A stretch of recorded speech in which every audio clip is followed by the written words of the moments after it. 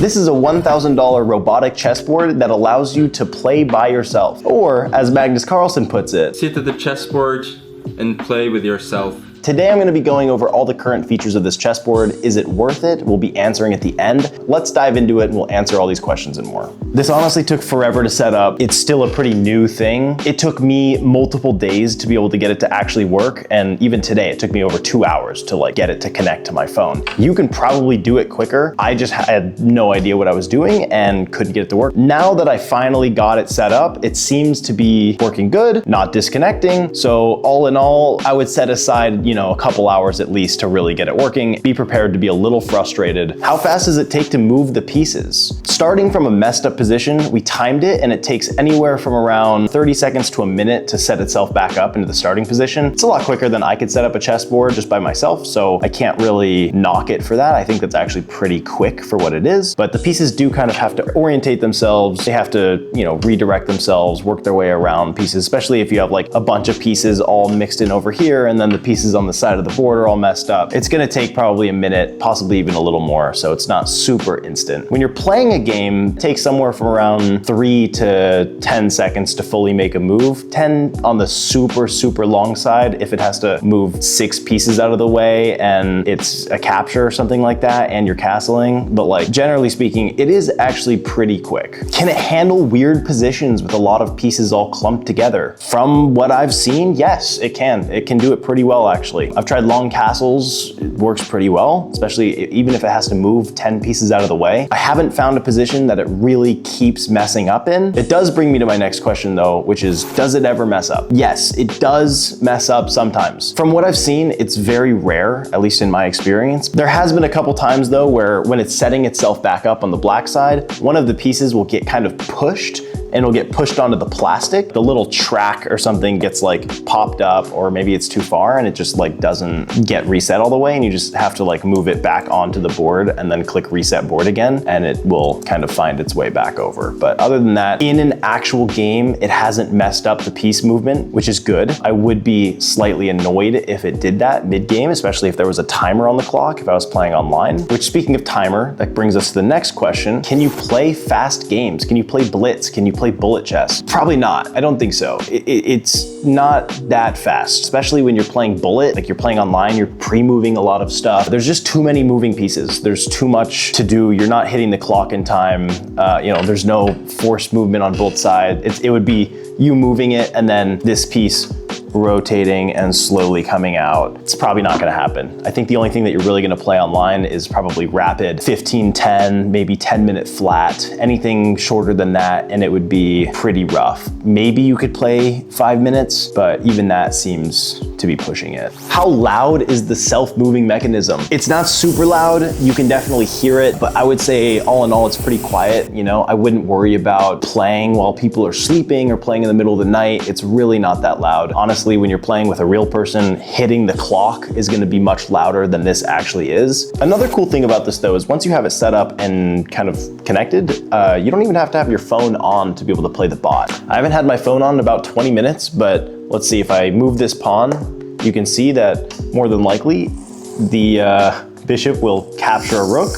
It moves the rook off the board, captures a piece, and it all does it pretty quickly, which is nice. I have played a couple games online. You're gonna wanna play very slow time controls. That is one big thing, is yes, you can play online. Yes, you can play rated. Yes, you can play any time control.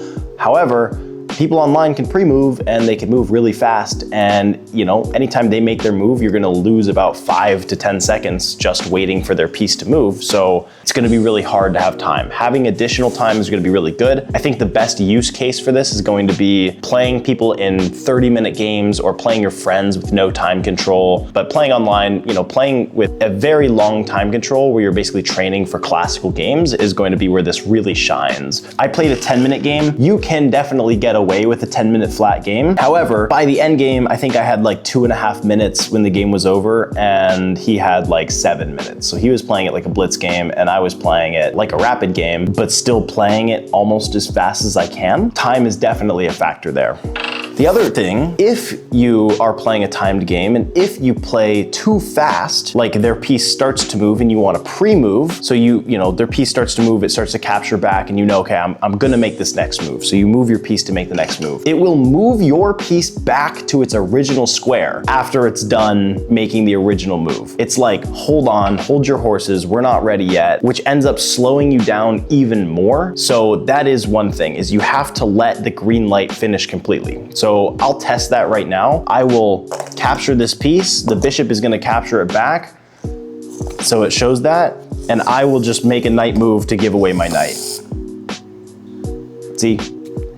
It blocks the pawn in, it takes a second for it to figure out what's happening, it'll move my knight all the way back to where it was, and then it'll make me do it again. That is something to keep in mind, is if you're trying to play really fast, sometimes it'll actually slow you down even more. So it really is a study tool for classical games. You can do puzzles on it, which is really nice. It'll set up any position for puzzles, which is really cool. You know, being able to train pattern recognition over the board is something that I haven't really been able to do before. You know, setting up puzzles from a puzzles book or setting up puzzles from online over the board takes a lot of time. It takes a lot more time than even just setting up the board regularly, because you have to see where everything is, you're grabbing random pieces, you're putting them in random spots. Whereas something like this, if I were to take my phone out and open up a puzzle, it will automatically move the pieces to where they need to be for the puzzle without me touching the board at all.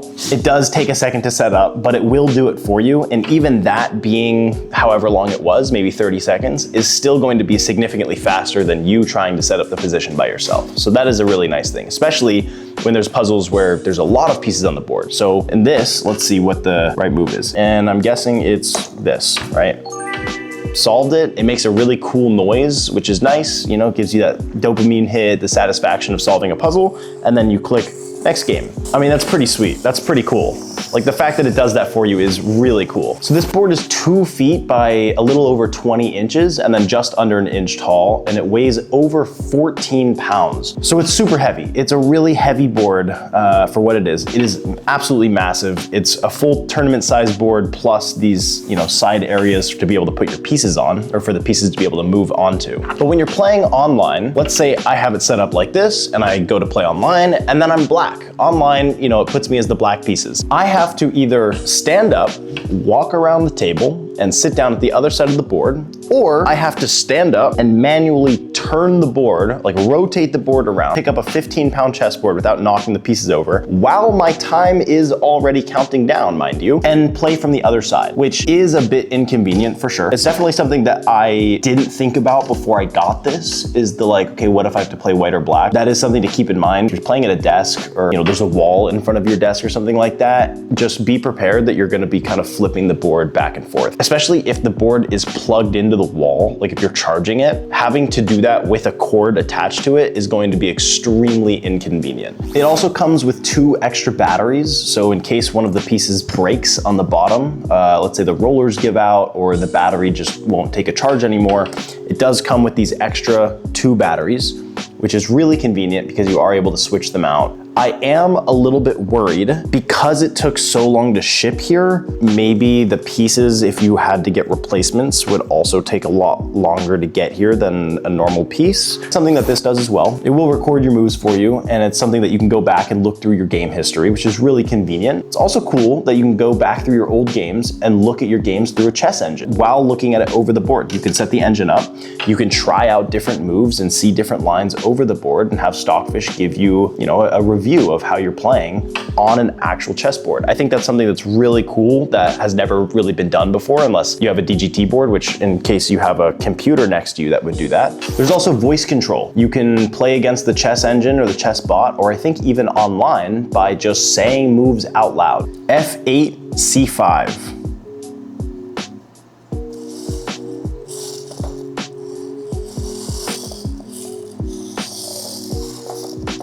The way you have to say them is the square that the piece is on and the square you want it to go to. You can't say like pawn to e4. Instead, you have to say e2, e4, and then the pawn would move, which is pretty cool. It also will tell you the move out loud over the phone or the board on what they play. So you could even practice blindfolded chess over this, which I think is something that is really cool. You know, practicing blindfolded chess by yourself is something that definitely you were not able to do with any other chessboard before. Another cool thing about this is you don't need Wi-Fi to be able to use the chessboard. It connects via Bluetooth, so even if you don't have internet access, you would be able to still play the bots. Even if you don't have Wi-Fi, you can still play on cellular data. When you're playing a bot, you can set the ELO level up to 1900, but then you can also set the engine depth to maximum, or on this slider, which basically controls how long it will think for and how many moves ahead it will think. So you could maybe set it to max ELO, but then have it only think 1 move ahead, or you can set it to a medium ELO, but have it think 6 moves ahead. It does come preloaded with 3 chess engines. I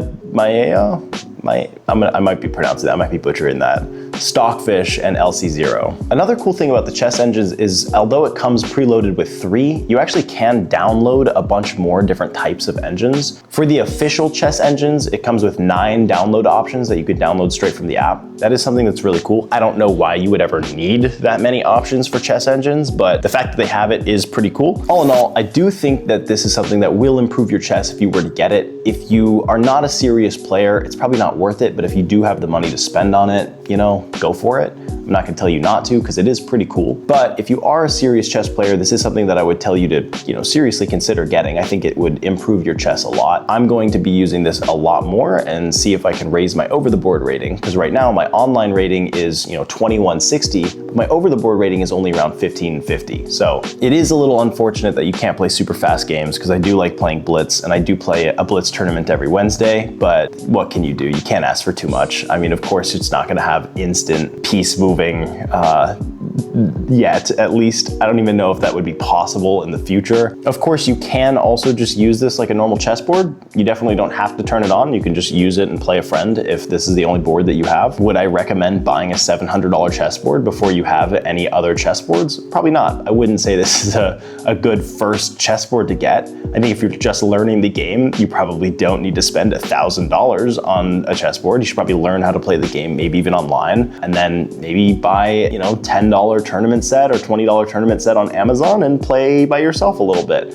If you have any questions that I forgot to include, feel free to ask them in the comments and I can either reply or even make another video going over them. I assume they're going to be coming out with more features or options in the platform at some point. So as they do that, I can also make more content. And subscribe if you want to see more videos like me playing a full game against this at different levels and seeing if I can beat it at max difficulty. Thank you. Subscribe.